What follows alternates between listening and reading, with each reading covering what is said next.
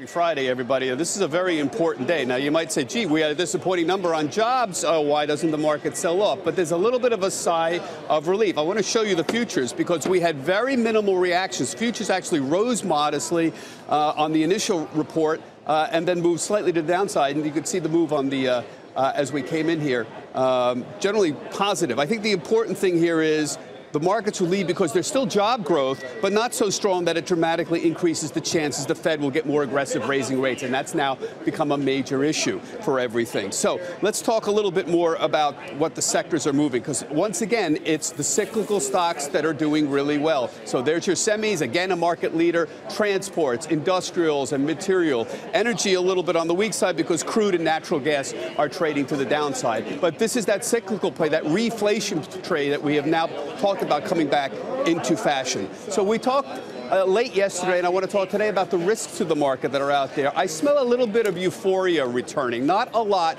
but you can just feel like a lot of people think 2018 is going to be really good. And remember, most people have hated this market rally for years. That's the best friend we've had. People hate it. If people start really liking the market rally, be a little bit concerned about that. The economic data has been well above expectations, but today it's below, and I think the market's a little bit relieved that all of a sudden the numbers aren't going off of the charts here.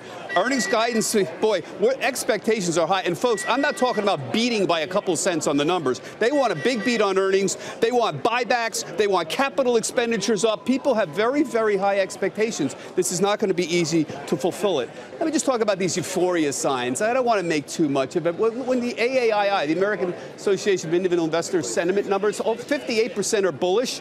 Bullish means I think market's going to be up in the next 6 months. It's the highest level in 7 years that they've had. Ralph Acampora, the father of technical analysts, was on with Bill yesterday. He said, I'm so bullish I have to sit down. I mean, that's kind of funny if you know Ralph, but that's a sign. Margin debt's at record highs right now. That's something that I watch, and yeah, prices are up, so you might be able to understand it. I don't think any of this is off the charts worrisome, but it is a slight shift in sentiment, and I think people should pay attention to that. The problem is we're in uncharted waters. We haven't seen a strong start like this in ages and ages. Look, everything is up here. Big cap is up, the S&P. Small cap is up, the Russell's up. Growth is up.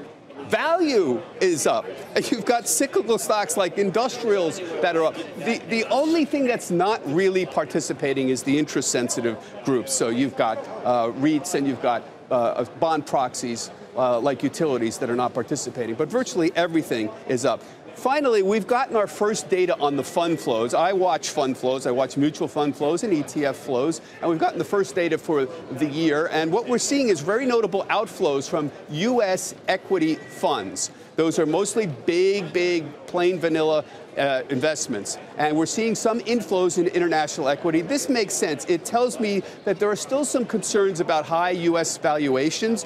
And most people feel other parts of the world, like Europe and emerging markets, have more reasonable valuations. And if you buy into the continuing global growth story, that makes sense. You rotate out a little bit. So we'll keep an eye on that. We particularly saw some fairly large outflows this week from the biggest ETFs that are out there. So Spider, SPY, saw some notable outflows. The QQQs saw outflows, and the Russell 2000 ETF, that's IWM, these are the big three, saw outflows this week. Now, the Russell, that S&P 500, has had somewhat higher fees, and we've seen some rotation among these S&P ETFs recently, so there's some factored in there. But do note that people are moving money around the world and looking for better value right now, and that makes perfect sense to me. We're at records, folks, 69 points on the Dow.